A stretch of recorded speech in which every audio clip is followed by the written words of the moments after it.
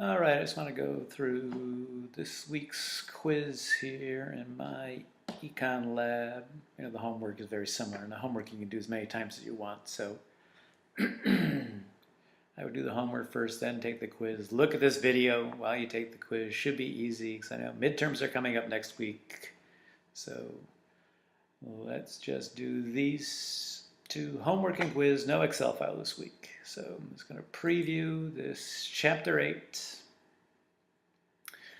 quiz. Let's see if I get it right the first time. 10 questions. All right.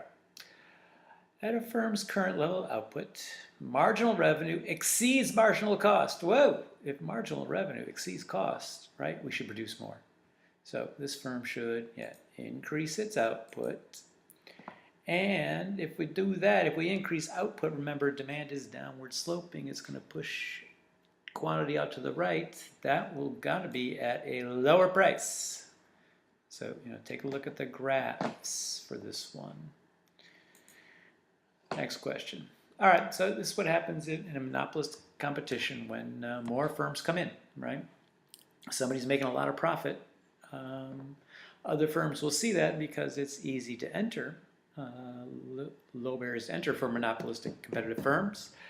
Then what's going to happen here? So let's see. An entry of a third firm into a market with two original firms will do what to the price? Of course, it's going to decrease it. There'll be more options open for people to buy it. Their products are similar, but they're a little bit differentiated, but it will decrease prices. And then, of course, it's going to increase the average production cost because if another firm comes in, they're basically using the same resources as the original two firms. So they're pricing up the resources, and it will increase the average production cost. And then the quantity produced per firm, of course, is going to decrease a little bit because there's more firms in it. And of course, then it's going to decrease the profits of the original firm, right? So right in the chapter, read that chapter 8. Next question. The entry of a second, is basically the same thing. The entry of a second firm shifts the demand curve of the original firm, basically less people buying things if another firm comes in to this particular market. So it's going to shift it to the left, right? Boom. So that the price of the original firm, of course, will decrease. They're not going to sell as much. The beauty of capitalism again. Do something well, people are going to copy you. Next question. Oh, this is something I haven't talked about really, but this is changing regulatory prices in the 1980s with trucking. I think this is in the textbook for this chapter. But basically, before the 1980s, it was very regulated, trucking industry, interstate trucking in the country. So basically the government set prices. So when they get rid of those restrictions, other firms could come in, basically. So it lowered the price of these trucking services, which was good for people who are shipping their goods around, except for these poor trucking firms. Their profits decreased a lot. But it had more competition. It was good in the long run. Next question. The demand for a product in a monopolistic competitive firm tends to be, again, it's elastic because there are substitutes, right? And it's right here, number C, right? It's elastic, more elastic because of the availability of many closed substitutes. The other elastic choice, there are few closed substitutes. That makes no sense at all. And of course, it's the opposite of that. There are many closed substitutes. Next question. Graph. I love these graphs. So again, here you see the marginal revenue, the demand curve, which is also where the price will be set, marginal cost, marginal revenue, boom, here's the price set for this firm. So let's see what the question. Consider the graph for a monopolistic competitive firm. Assume that the firm represented is making normal economic profits. They're making, basically they're just covering their costs. So here, it's asking us to draw the average cost curve, of course. It's going to be high in the beginning, and it's come down. It's going to be right, the second place I'm going to click is right where, again, up above from marginal revenue equals marginal cost. There's the demand line. This is what I'm selling this product for. And then if I'm making normal profits, I'm just covering my costs. So this was a graph I would look at for the midterm. average cost, because basically here, this is the price I sell my product at, and it's right at the point where my costs intersect, so I'm making zero economic profit or normal profits. Next question, in a perfectly competitive firm sells, again, they're homogeneous products, right? Again, this is wheat. Wheat is wheat, right?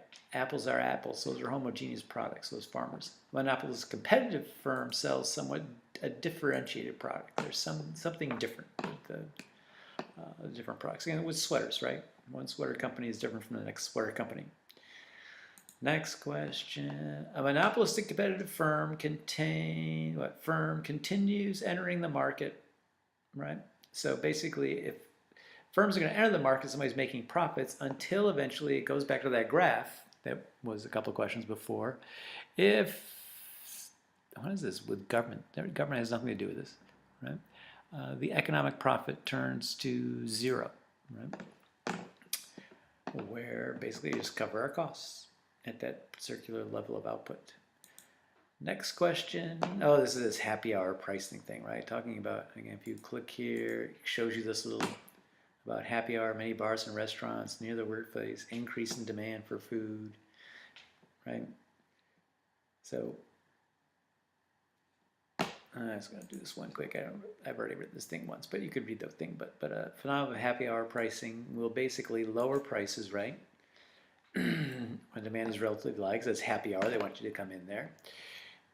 The resulting from a more relatively elastic demand with this.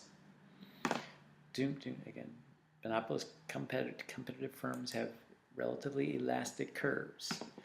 All right, last question. Compared to a perfectly competitive market, a monopolistic competitive market produces basically less at a higher average cost. And then again, this is because if you look at the average cost curve goes down and goes up, because the demand is downward sloping for a monopolistic competitive firm, where marginal revenue equals marginal cost, it tends to be where cost will be more relatively higher than a perfectly competitive firm. But I'll talk about this thing when I review for the midterm, for these two things. But this is a silly question. I wouldn't really put this question on the midterm. Yeah, it's not a silly question since I put it in the quiz, but let me submit my quiz, and I got 100%. Just watch out. A couple of them could be reworded, especially question number 1 when they talk about the marginal cost and marginal revenue. Sometimes we'll have marginal revenue less than marginal cost, and it'll be the opposite. So just watch out for that one. So any questions, email me. Again, just this homework and quiz this week. There is a discussion board that would be, again, useful topic for a paper looking at, what am I looking at this week in the discussion board? I think I'm looking at,